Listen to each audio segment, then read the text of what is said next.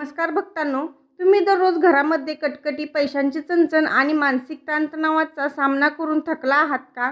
लाखो प्रयत्न करूनही तुमच्या मुलांच्या अभ्यासात प्रगती होत नाहीये की त्यांच्या नोकरी व्यवसायात यश हुलकावणी देत आहे. अनेकदा आपण ग्रंथांचे पारायण करतो, देवाला नवस बोलतो, पण तरीही घरातील अशांती दूर का होत नाही? कारण भक्तांनो, आपण केवळ देवाची पूजा करतो, पण संतांनी सांगितलेला तो एक गुप्त आणि अचूक उपाय करायला विसरतो. साक्षात शेगावचे राजे श्री गजानन महाराजांनी आपल्या एका निस्सीम भक्ताच्या घरातल्या रोजच्या कटकटी दूर करण्यासाठी आणि त्याच्या मुलाला बुद्धिमान बनवण्यासाठी एक अत्यंत सोपा पण अमोघ उपाय सांगितला होता. श्री गजानन विजय ग्रंथाच्या पानात लपलेला हा असा एक दिव्य उपाय आहे, जो तुम्ही आज गुरुवार किंवा कोणत्याही शुभ दिवशी योग्य पद्धतीने केला तर अवघ्या 21 दिवसात तुमच्या घरात साक्षात सुख शांती नांदू लागेल आणि मुलांच्या यशाचे मार्ग मोकळे होतील. महाराजांनी स्वतः सांगितलेला हा चमत्कारिक उपाय कोणता आहे आणि तो करताना कोणती मोठी चूक टाळायची आहे हे जाणून घेण्यासाठी हा व्हिडिओ शेवटपर्यंत नक्की पहा. कारण आज माऊली स्वतः तुमच्या घरातील दारिद्र्य आणि कटकटी कायमच्या दूर करणार आहेत.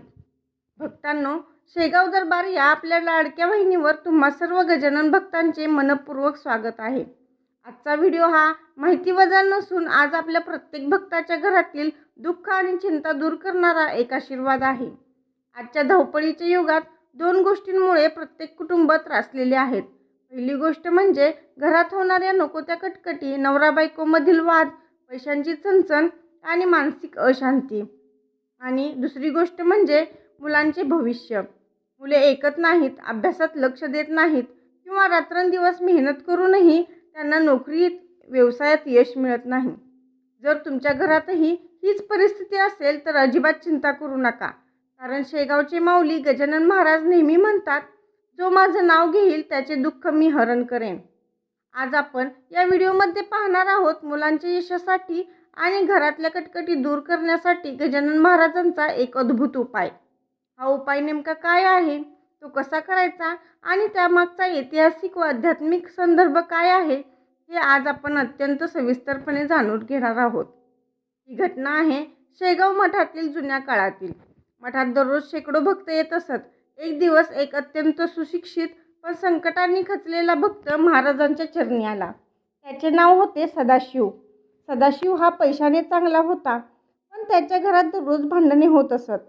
घरात विनाकारण कटकटी व्हायच्या, लक्ष्मी टिकत नव्हती आणि त्याचा एकुलता एक मुलगा चुकीच्या संगतीत पडून अभ्यासापासून दूर गेला होता. मुलाचे भविष्य अंधारात पाहून सदाशिव रात्रंदिवस चिंतेत असायचा. अनेक ज्योतिषी, अनेक नवस करून थकल्यानंतर तो शेवटी शेगावला माऊलींच्या चरणी धावून आला. महाराज विदेही अवस्थेत आसनावर बसले होते. सदाशिवने महाराजांच्या चरणावर डोके ठेवले आणि त्याच्या डोळ्यातून घळाघळा अश्रू वाहू लागले. तो म्हणाला, माऊली, मी संसार चक्रात पूर्णपणे अडकलो आहे. घरात शांतता नाही आणि मुलांचे भविष्य उद्ध्वस्त होत चालले आहे. मला मार्ग दाखवा, नाहीतर माझे कुटुंब उद्ध्वस्त होईल. महाराजांनी सदाशिवकडे पाहिले. संतांना भक्ताचे दुःख कधीच पाहवत नाही. महाराजांनी त्याला जवळ बोलावले आणि त्याच्या पाठीवर हात ठेवून म्हणाले, अरे सदाशिवा, हे देव कुठे जंगलात नाही आणि चमत्कारातही नाही. तुझ्या घरातल्या कटकटी आणि तुझ्या मुलाचे अपयश हे तुझ्या घरातील ऊर्जेचे आणि तुझ्या कर्माचे फळ आहे. पण घाबरू नकोस. आज मी तुला एक उपाय सांगतो, जो केल्याने तुझ्या घरातील नकारात्मकता नष्ट होईल आणि मुलाची बुद्धी ताळ्यावर येईल. महाराजांनी सदाशिवला जो उपाय सांगितला तोच उपाय आज आपण पाहणार आहोत, ज्याने सदाशिवचे जीवन अवघ्या काही दिवसात बदलून गेले. भक्तांनो, महाराजांच्या आशीर्वादाने हा उपाय आपल्या अत्यंत श्रद्धेने करायचा आहे. हा उपाय 2 भागात विभागलेला आहे. पहिला भाग घरातल्या कटकटी दूर करण्यासाठी आणि दुसरा भाग मुलांच्या यशासाठी. हा उपाय कोणत्याही गुरुवारी किंवा प्रकट दिनासारख्या शुभ दिवशी सुरू करावा. तांब्याभर शुद्ध पाणी, गजानन महाराजांचा फोटो, विड्याचे पान आणि भीमसेन कापूर घ्यावा. गुरुवारी सकाळी लवकर उठून स्नान करावे, स्वच्छ वस्त्र परिधान करावे. घरातील देव्हाऱ्यात किंवा एका शांत जागी महाराजांच्या फोटोसमोर शुद्ध गाईच्या तुपाचा दिवा लावावा. हातात थोडे पाणी घेऊन महाराजांना प्रार्थना करावी की, हे माऊली, माझ्या घरातील सर्व नकारात्मकता, कटकटी आणि दारिद्र्य दूर करा. महाराजांच्या फोटोसमोर बसून डोळे मिटून 108 वेळा गणगण गणात बोते या मंत्राचा शांतपणे जप करावा. जप करताना मनात केवळ महाराजांचे रूप असावे. जपानंतर त्या तांब्यातील पाण्यावर उजवा हात ठेवून 11 वेळा पुन्हा मंत्र म्हणावा. हे पाणी आता साधे नसून माऊलींचे दिव्य तीर्थ बनले आहे. हे तीर्थ घरातील सर्व सदस्यांना प्यायला द्यावे आणि घरातील 4ही कोपऱ्यात शिंपडावे. त्याने घरातील वास्तुदोष आणि नकारात्मक ऊर्जा एका दिवसात नष्ट होते.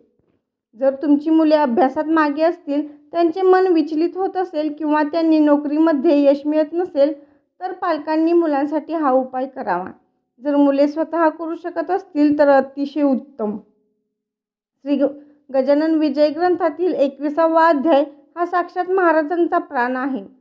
हा अध्याय मुलांच्या आरोग्यासाठी आणि यशासाठी अत्यंत चमत्कारिक बनला आहे.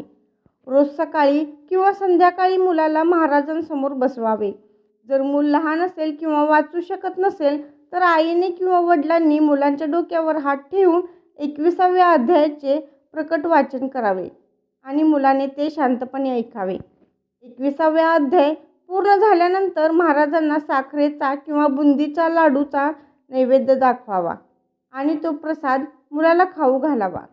भक्तांनो, जेव्हा आपण गणगण गणात बोते चा जप करतो तेव्हा त्या मंत्राच्या कंपनामुळे घरातील वातावरण असणारे क्लेश आणि भांडणाचे विचार नष्ट होतात.